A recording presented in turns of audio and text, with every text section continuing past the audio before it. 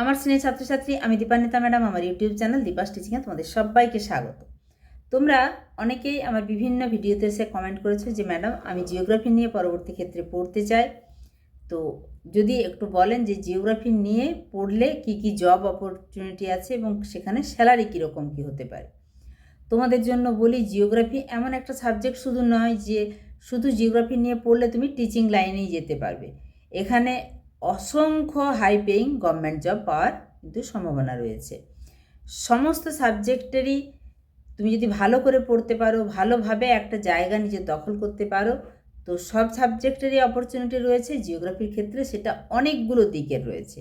সেই প্রত্যেকটা দিক আলোচনা করব, যে জিওগ্রাফিতে কী কী জব অপশন আছে, এলিজিবিলিটি কী, প্রিপারেশন স্ট্র্যাটেজি কীরকম হতে পারে, স্যালারি কীরকম হতে পারে।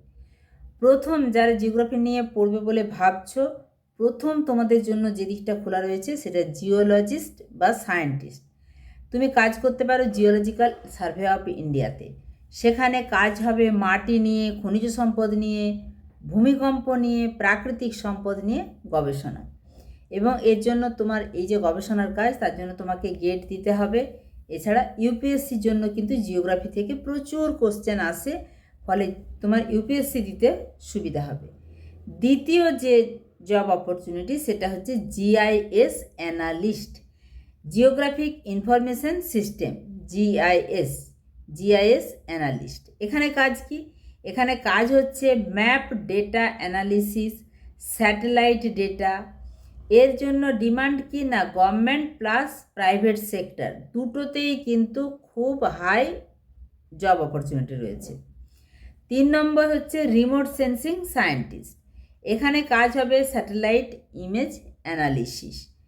অর্গানাইজেশনটা মূলত ইসরোই এই কাজটা করে, ইন্ডিয়ান স্পেস রিসার্চ অর্গানাইজেশন। 4 নম্বর যে জব অপরচুনিটি সেটা হচ্ছে কার্টোগ্রাফার, অর্থাৎ মানচিত্র বিশেষজ্ঞ। কাজ হবে ম্যাপ তৈরি করা। এর ডিপার্টমেন্টটা হচ্ছে সার্ভে ডিপার্টমেন্ট। 5 নম্বর যে জব অপরচুনিটি সেটা হচ্ছে আরবান প্ল্যানার। সেখানে কাজ হবে city planning, smart city project, government department এবং নগর পরিকল্পনা দপ্তরে কাজ। এছাড়া 6 নম্বর যে জব অপরচুনিটি সেটা হচ্ছে ডিজাস্টার ম্যানেজমেন্ট অফিসার। সেখানে কাজ হচ্ছে বন্যা, ভূমিকম্প, সাইক্লোন ম্যানেজ করা। এর অর্গানাইজেশন মূলত এনডিএমএ। 7 নম্বর জব অপরচুনিটি হচ্ছে lecturer or professor.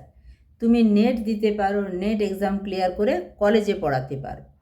8 number job opportunity হচ্ছে সিভিল সার্ভিসেস, আইএএস বা আইপিএসের মতো পরীক্ষা। তাই জিওগ্রাফি কিন্তু খুব একটা স্ট্রং সাবজেক্ট। এরপর প্রশ্ন যেটা সেটা হচ্ছে কিভাবে এই জবে ঢোকা যায়।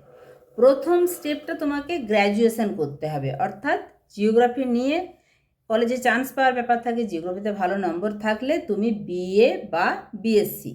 এখানে তোমাদের মনে একটা প্রশ্ন থাকে, আমি বিএ বা বিএসসি এটা কিভাবে করব, কি করলে আমার বিএ অর্থাৎ ব্যাচেলার অফ আর্টস হবে, কি করলে আমার বিএসসি অর্থাৎ ব্যাচেলার অফ সায়েন্স হবে। সেক্ষেত্রে বলি, এটা নির্ভর করে তোমার পাস সাবজেক্টগুলো কী আছে তার উপর। পাস সাবজেক্ট বাকিগুলো যদি সায়েন্সের থাকে তাহলে কিন্তু তোমার ডিগ্রিটা হবে বিএসসি, আর পাস সাবজেক্ট যদি তোমার থাকে আর্টসের তাহলে তোমার ডিগ্রিটা হবে বিএ। তবে সুবিধা কিন্তু সবই একই। এছাড়া তোমাকে বিএ বা বিএসসি করার পর পোস্ট গ্র্যাজুয়েট করতে হবে। এখানে এমএ বা এমএসসি, এটাও ডিপেন্ড করছে। তোমার যখনই বিএসসি হচ্ছে তখন মাস্টার্স যখন করবে অটোমেটিক ডিগ্রিটা এমএসসি হয়ে যাবে।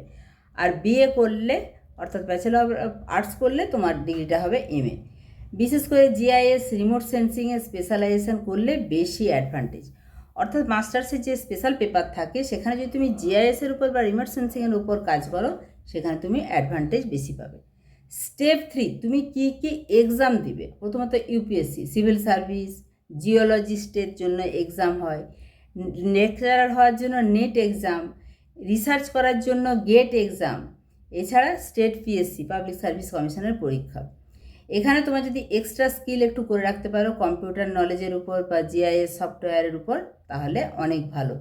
এছাড়াও তুমি করে রাখতে পারো ডেটা অ্যানালিসিস। এরপরে তোমার প্রিপারেশন স্ট্র্যাটেজি সেটা কেমন হবে, বেসিক যে ব্যাপারটা সেটাকে স্ট্রং করা, এনসিইআরটি জিওগ্রাফি ক্লাস 6 থেকে 12 পর্যন্ত খুব ভালো করে টেক্সট বই খুঁটিয়ে পড়তে হবে, অর্থাৎ কনসেপ্টটা ক্লিয়ার করতে হবে। ফিজিক্যাল জিওগ্রাফি বলো, হিউম্যান জিওগ্রাফি বলো বা ইন্ডিয়ান জিওগ্রাফি বলো, ম্যাপ প্র্যাকটিস করতে হবে। ডেলি ম্যাপ প্র্যাকটিস করলে কিন্তু অনেক বেশি অ্যাডভান্টেজ পাবে। সঙ্গে কারেন্ট অ্যাফেয়ার্স একদম রীতিমতো তোমাকে আলোচনার মধ্যে বা চর্চার মধ্যে থাকতে হবে। এনভায়রনমেন্ট অ্যান্ড জিওগ্রাফি নিউজ এগুলো ফলো করতে হবে। স্কিল বেসড লার্নিং, তোমার স্কিল, তোমার দক্ষতা সেটা যেন তোমার দৃঢ় হয়, তাহলে তুমি আরও বেশি এগিয়ে যেতে পারবে। এবারে আসি সবচেয়ে যেটা ইম্পর্ট্যান্ট প্রশ্ন, সেটা হচ্ছে স্যালারি কেমন হবে। প্রথমত অ্যাভারেজ স্যালারিগুলো জানাচ্ছি। জিওলজিস্টদের স্যালারি 50,000 থেকে 80,000 পার মান্থ, জিআইএস অ্যানালিস্ট 30,000 থেকে 70,000 পার মান্থ, সায়েন্টিস্ট যেটা ইসরোর 60,000-এর উপরে, লেকচারার 40,000 থেকে 1 lakh, IAS officer 56,000 plus varieties, is অফিসারদের ভ্যারাইটিস সুবিধা পাওয়া যায় সরকারি, সেগুলো তোমরা জানো। যে আমরা আইএস অফিসার যখনই দেখি যে তিনি গাড়ি করে ঘুরছেন, বাংলো পাচ্ছেন, তার মানে এই সমস্ত বাড়তি অ্যাডভান্টেজ রয়েছে। তো সমস্তটাই জানালাম। ভিডিওটা ভালো লাগলে অবশ্যই একটা লাইক করে দিও, বন্ধুদের মাঝে অবশ্যই গুরুত্বপূর্ণ তথ্যটা শেয়ার করে দিও। আর চ্যানেলে নতুন হলে বলবো অবশ্যই চ্যানেলটা সাবস্ক্রাইব করে রেখো। দেখা হচ্ছে খুব তাড়াতাড়ি এইরকমই গুরুত্বপূর্ণ কোনো ভিডিও নিয়ে। অবশ্যই তোমরা কমেন্ট করো যে তোমরা কী কী জানতে চাও আমার কাছ থেকে, আমি সেই রকমই ভিডিও নিয়ে আসবো। টাটা।